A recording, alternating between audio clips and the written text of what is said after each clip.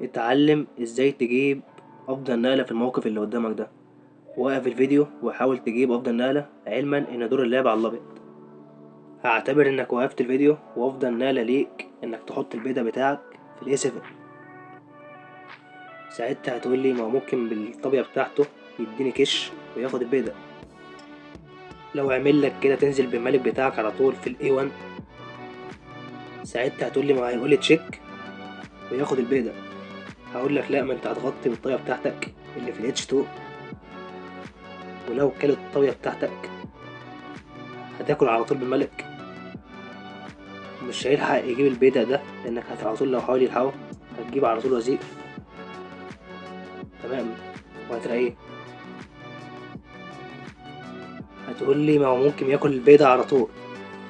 هقول لك ما انت هتاكل بالطابية بتاعتك، والطابية دي هتوقع كل العساكر واحد ورا التاني، وهنا الابيض بيكسب. لو عرفت تحل اللغز ده قول لي في التعليقات، وقول لي خد معاك وقت قد ايه. انتظروا سلسلة الالغاز الجزء التاني ان شاء الله، والسلام عليكم ورحمة الله.